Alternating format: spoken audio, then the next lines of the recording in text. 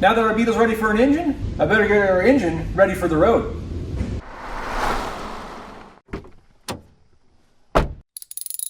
So I need to pull off this generator so I can put an alternator on, which means I've got to remove the stand, which means I got to pull off the filler, got to pull off the fan shroud, at which point we can pull everything up. I can repair this section here. I've got kind of an idea for that. We'll see how it goes. That should be about it on the top side. I am going to swap out this 009 distributor. I've actually got a vacuum advanced distributor in there that I've put an electronic ignition in, so that'll take care of ignition duties. We do have a new fuel pump. We do have a new carburetor. We'll put some new fan shroud hoses on. I'm probably just going to leave the stock exhaust. I might even just leave the dented tailpipe. Kind of adds character. It's got a Volkswagen stamp on the muffler. You're not going to come across those every day. Yeah, let's get to work. I guess first things first, I probably got to pull off this fan shroud nut back here. So I'm going to start with that. Fortunately, I brought this from home. Maybe one of these days Ryobi will be nice and actually be kind enough to send us some tools to use. An impact wrench is typically the only way you're ever going to get this guy off. So that's free. Spin her around. Pull this, that. We got stuff to do. No, not a 19, it's a 21. You know what? In my pile of parts of everything I grabbed, I didn't grab a new belt.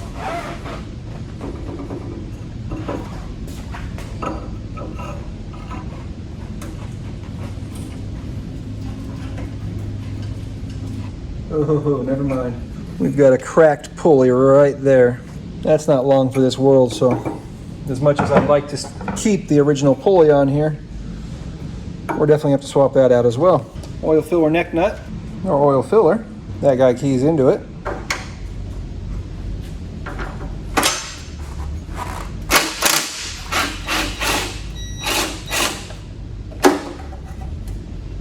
Just like that. Those things are tricky. You've got to make certain to get those teeth engaged before you hit go on your impact. You know what? That thing's happy right there. But it is missing a road draft tube, so I'll have to get one of those on there.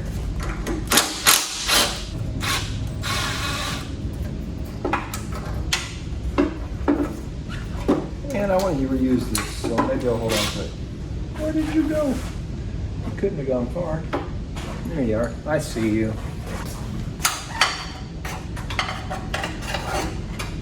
Thank you. Disconnect the coil.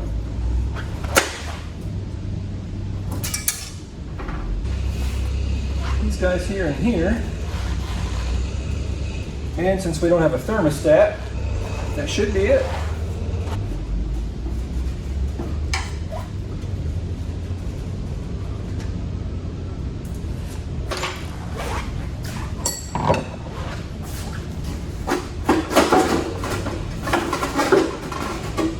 There we go.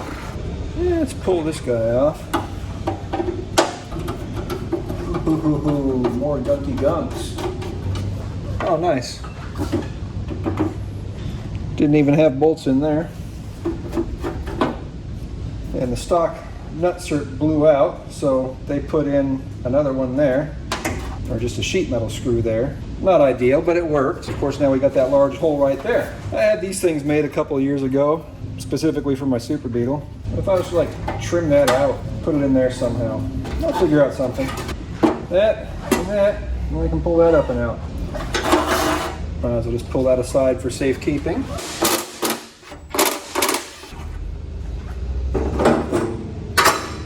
And now we've got our generator off. Not horrible inside as far as buildup and stuff goes. Definitely seen worse. Inside, how our cylinders look. We got a little bit of buildup there. We'll scrape that off, vacuum that out. But all in all, not bad. This side looks pretty darn good. Again, same thing. We'll just come in and vacuum some of this stuff out. All right, had to delete some more videos off my phone. I think like about 130 videos that I'm recording for you guys. So now I got some more room. I can continue on with this. And honestly, it would be a good idea to replace that with a doghouse oil cooler while I'm in here. But it'll work with an upright. Obviously, it's been on the road for how many years beforehand with it, and it seemed to do just fine. And seeing as I'm not going to be, you know, making a high horsepower engine out of this thing, doing a bunch of upgrades. All right, for some reason my phone decided to just stop recording as I was pulling this out. I was like, oh, are we still recording? And no, we weren't. There we go. A hollowed out 8mm stud. That is just some pure craziness. Now, there we go. Just like that, no paper gaskets. Gotta see if I got a stud for that. I'm pretty sure I do. And I do. Hold please, I gotta get an alternator stand. When I was pulling parts the other day, I had this on my list, but I didn't grab it. I'll put the new guy in the back.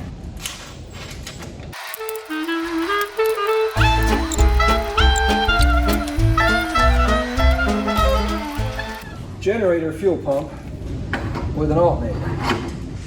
If it's reinstalling this guy, which is never fun.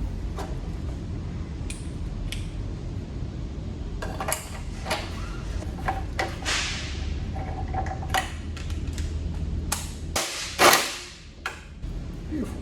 Still got a cap there. All right. Now you can see the difference between those two stands. This is cut back much further, or this one comes all the way out, because this actually has the alternator with the large bell at the front.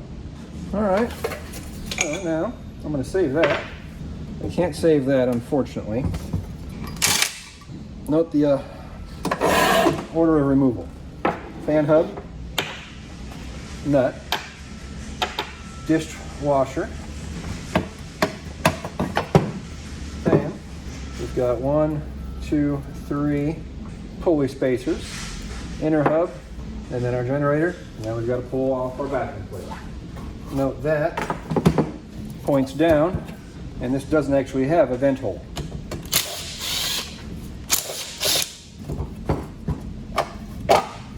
And just like so, I'm going to knock all the dirt and dust out of here, and we'll install these on the alternator.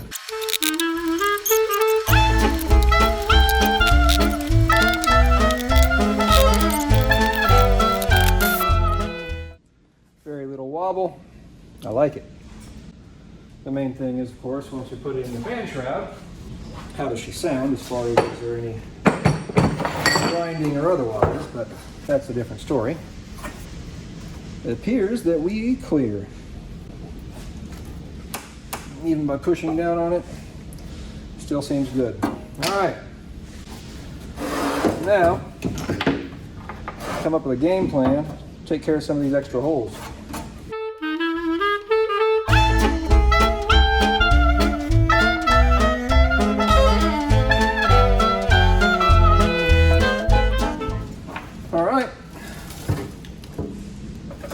Ugh, more yucky.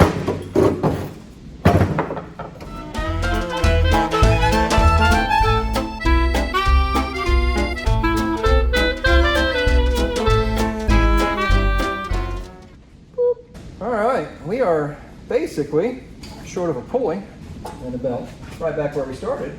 Let me get that and that, slap those on. Oh, I gotta check the clutch on this thing too. Let's do that real quick.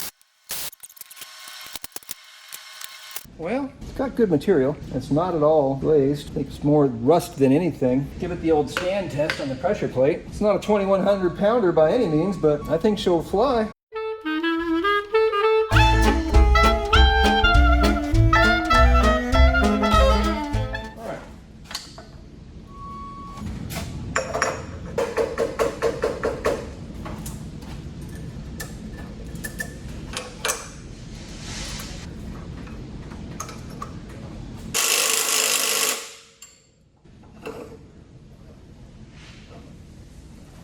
All right, so we're back where we started. I think it was a productive day. All right, day 2. I didn't like the lighting on yesterday when I went through and edited the video this morning. So flipping around and we'll see how that works. But yeah, I'm gonna drain the oil on this thing because A, it's got a lot of it because of that bypass oil filter, and B, it's really dark, and C, who the heck knows how old it is. Let's get started there.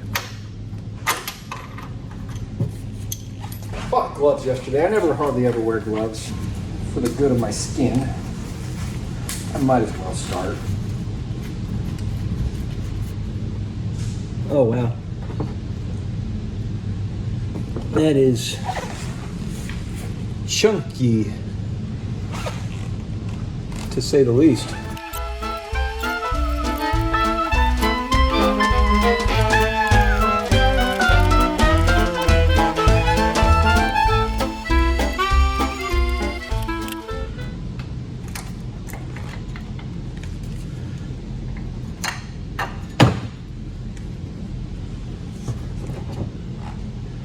Oh my goodness gracious me. You guys getting all that? That is a good amount of sludge and drudge and just good old yuckiness. I think that was long overdue. I'm gonna let this drain for a little bit. I'm gonna grab a gasket kit, a new screen, and we'll be back in a bit. All right, so when I was cleaning off the engine, I pulled off a big, huge hunk of silicone from right here. And I'm wondering why, but based on the size of that crack in between the case and that oil pump right there, I'm wondering if there's some issues with this oil pump. So I'm gonna actually bench run this engine once I get the oil changed. We're just about there, letting that dry off a little bit. We'll flip it up right again. Anyway, I wanna get some run time on this thing first before I put this engine back in. Please pardon all the construction noise. I had to open the door, it's just getting a little too stinky in here. But at least we got some nice natural light now. All right, well, in normal circumstances, I would actually put on some gasket cinch and the gaskets and the screen and then put on the sump plate. But as I am still questioning this case because of that big old gouge there and there and this remnants of silicone right here, I'm not gonna bother with any gasket cinch or sealant. I'm just going to put on, yeah, you can see more of that silicone in that gap right there. So I'm just gonna put on the paper gaskets dry, and we're gonna bench run this thing before I even pull the valve covers off, honestly.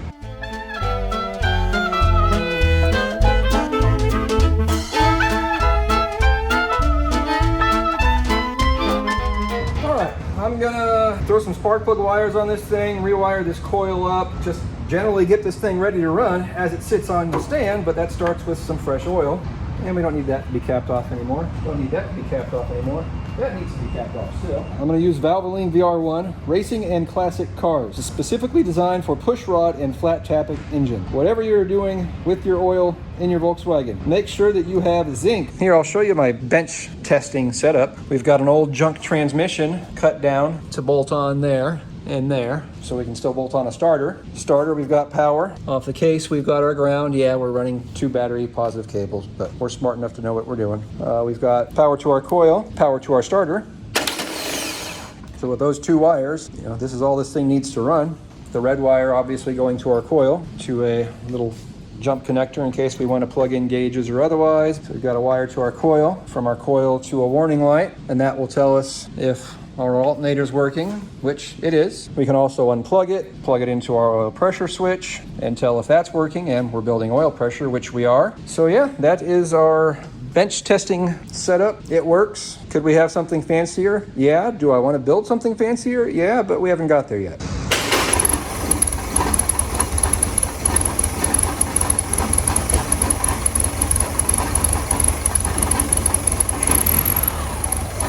Alternator is alternator.